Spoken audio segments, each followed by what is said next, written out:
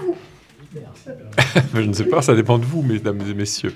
Voilà, en tout cas, mesdames et messieurs, merci beaucoup de votre présence. Merci à vous de votre intérêt pour les travaux de notre conférence, et en particulier pour cette session donc, dans laquelle il s'agissait pour nous de faire un point d'étape, un point d'évaluation et d'ouvrir des perspectives dans la lutte contre les violences sexuelles. Comme vous le savez, c'est un travail dans lequel nous sommes engagés depuis longtemps, en fait, depuis l'an 2000, avec une accélération, une intensification depuis 2016. Et un point d'inflexion capital a été évidemment marqué par la publication du rapport de la CIAZ, la commission indépendante sur les abus sexuels dans l'Église, que la Conférence des évêques et la Conférence des religieux et religieuses de France avaient voulu, donc rapport remis le 5 octobre 2021.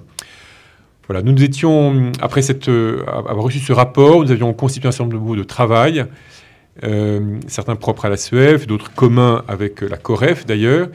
Et ces groupes de travail nous ont remis leurs travaux, leur rapport en mars 2023, et nous étions engagés à faire 2 ans après un point d'évaluation et d'étape, ce que nous venons de vivre pendant 1 jour et demi, que je crois pas mal d'entre vous ont suivi de près, donc je ne vais pas le raconter à votre place, et puis vous avez tous les éléments, je pense, par écrit.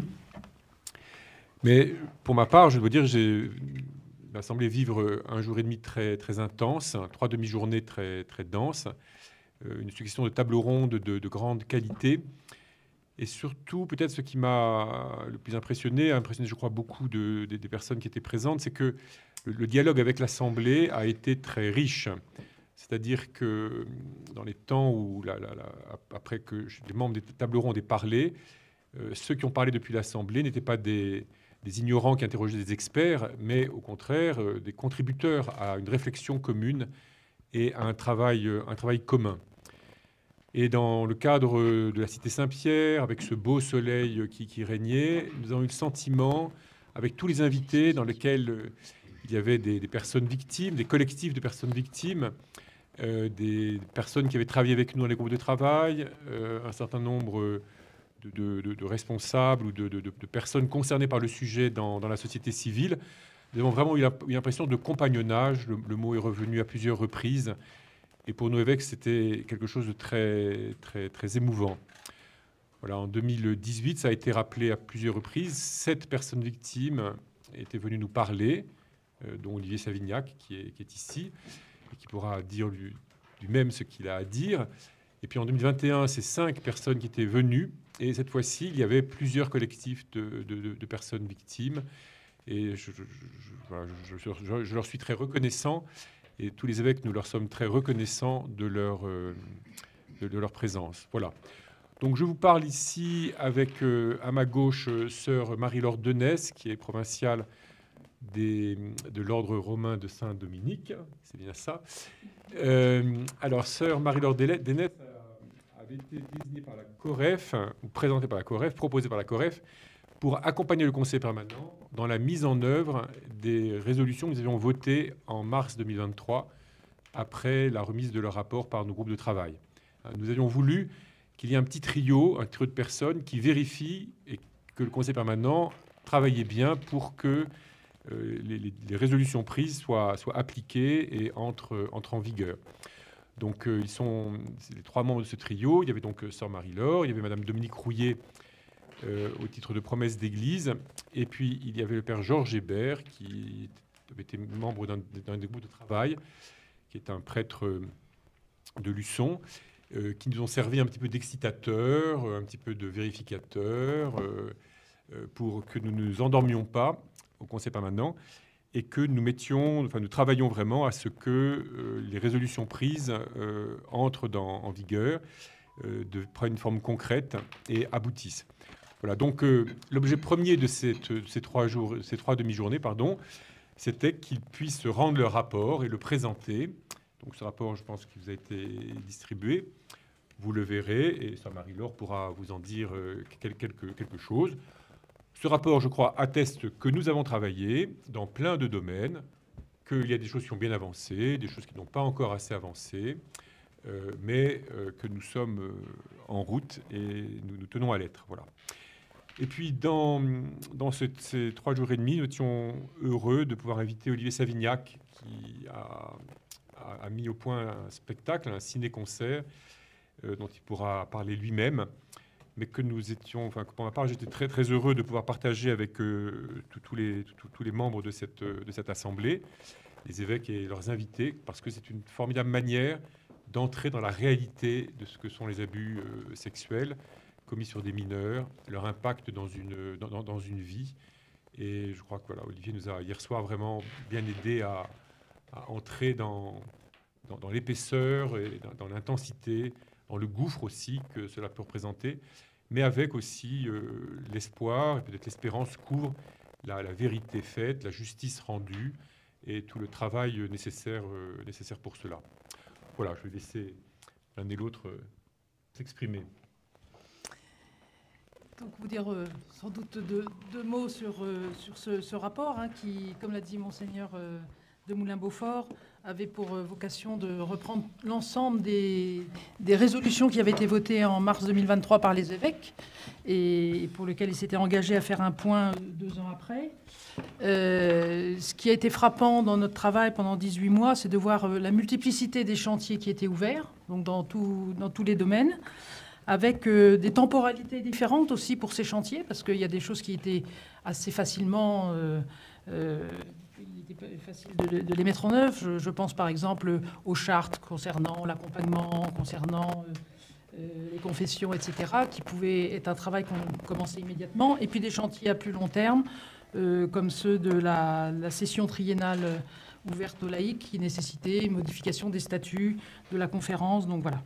Alors il y a des temporalités différentes. Ce que j'ai envie de dire, moi, à la sortie de cette journée et demie où nous avons pu faire le point, il y a 4 mots qui me sont venus un peu à l'esprit. Hein, c'est vérité, gravité, humilité, cordialité. Vérité, parce que je crois que c'était un vrai moment de vérité où on a dit ce qui a pu être fait, mais ce qui n'a pas été fait, essayer de l'expliquer, comment ça pourrait être fait par la suite, etc. Donc un vrai moment de point. Gravité, parce que le sujet, il est toujours aussi lourd.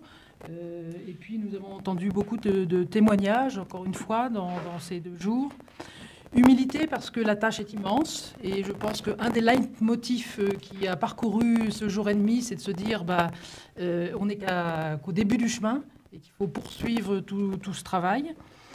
Et puis que sous le mot de cordialité, j'ai envie de dire, il y a quelque chose, je pense qu'il y a un petit point de bascule là, en tout cas moi c'est comme ça que je l'ai senti, c'est-à-dire qu'avant, un évêque l'a souligné d'ailleurs, il y avait un peu les victimes et les évêques, un peu en face à face, et aujourd'hui finalement on était tous ensemble face à cette question, à ce dossier brûlant, et il y a quelque chose d'un travail d'alliance ensemble pour faire face à toute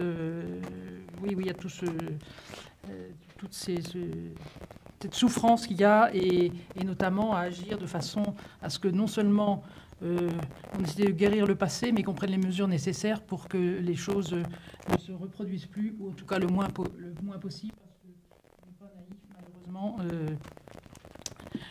Mais vraiment de faire tout ce travail de prévention d'une importance capitale aujourd'hui. Voilà ce que j'avais envie de partager au départ. Il y a 7 ans, en novembre 2018, nous étions 7 personnes victimes qui rencontrions les évêques ici à Lourdes. C'était un événement historique, c'était lors de l'Assemblée plénière de novembre. Et cet événement qui a été relayé par vous, les médias, à l'échelle nationale. Et je tiens vraiment à vous rendre hommage parce que sans vous, je crois que les personnes victimes et tout ce combat n'auraient pas eu le même sens, n'auraient pas eu la même poids. Cet événement allait contribuer à la création de la Commission indépendante des abus et violences sexuelles dans l'Église, la CIAZ. Là, l'Église, elle était attendue au tournant. 3 ans plus tard, le rapport de la CIAZ en 2021, qui a été, pour les uns et pour les autres, la pierre angulaire, et avec tous ces axes et le travail à mener, qui devait s'inscrire vraiment dans le long terme. Depuis 2022, et ça c'est aussi pour les personnes victimes, la première étape majeure de ce travail a été l'instauration des instances de reconnaissance et de réparation. En 3 ans, les chiffres sont tombés il n'y a pas si longtemps, notamment côté INIR le 25 mars, c'est 2300 personnes qui ont bénéficié d'un parcours avec au bout Donc accompagnement et des réparations financières et des réparations non financières. Mais 2300 personnes, je le rappelle, c'est 0,7% des 330 000 victimes de violences sexuelles dans l'Église catholique. L'estimation de la SIAZ sur l'étude qui avait porté sur la population générale, un nombre de 28 000 personnes. Donc, prévu pour exister 3 ans renouvelables et une année supplémentaire concernant l'IMIR, nous appelons aujourd'hui, parce que ça devrait normalement cesser en 2026, mais nous appelons à la poursuite de l'existence de ces commissions. 0,7%, c'est trop peu. Et les libérations de la parole chez les personnes victimes prennent des années, voire des décennies. Donc cette poursuite, elle est vitale, et pour les personnes victimes, et pour l'institution qui doit continuer à soutenir les personnes qui se réveillent de leur difficile traumatisme. Hier soir, en effet, nous avons vécu un moment très spécial, et je tiens vraiment à le dire et à remercier Éric de Moulin-Beaufort qui m'a invité avec ce spectacle L'Enfant du Silence, parce que ce qui s'est passé, ça a été la rencontre justement d'un média artistique, de l'émotion, avec les représentants d'une institution qui, pour certains, ont été bouleversés. Et pour nous aussi, sur scène, en tant qu'artiste, ça a été bouleversant, parce que je crois que c'est à ce prix qu'on peut voir une réelle conversion.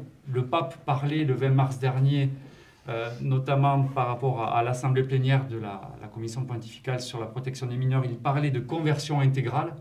Je crois que ce qui s'est passé là hier soir, mais tout au long de la journée d'hier et ce matin, c'est ce sens-là.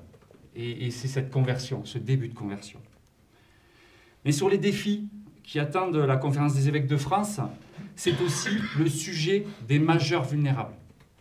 Depuis 2021, il a été promis, justement, un accès à ces majeurs vulnérables et victimes de violences sexuelles par des clercs, par des prêtres, en tout cas un accès à la réparation. Pour l'instant, nous n'en sommes qu'au tout début, et cette semaine devrait confirmer ou pas l'existence d'un dispositif. Nous appelons vraiment à ce qu'ils puissent, eux aussi, majeurs vulnérables, victimes de prêtres, avoir justice par rapport à ça, sachant que du côté de la COREF, la CRR prend déjà en compte les majeures victimes.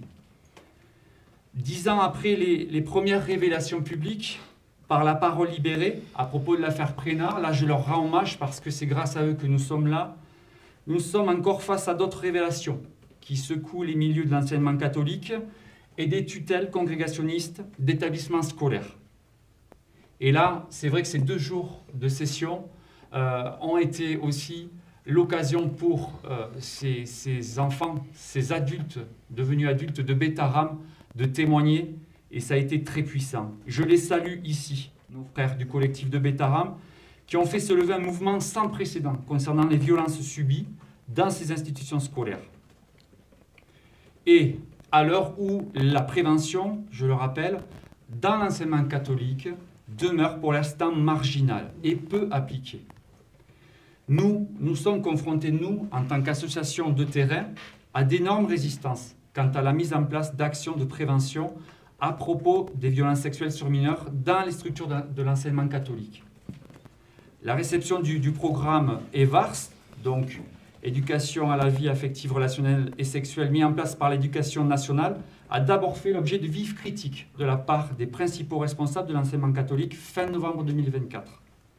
En février 2025, une note du secrétariat général de l'enseignement catholique insistait sur la liberté pédagogique laissée aux directions diocésaines, aux établissements et aux enseignants quant à l'appropriation de l'EVARS.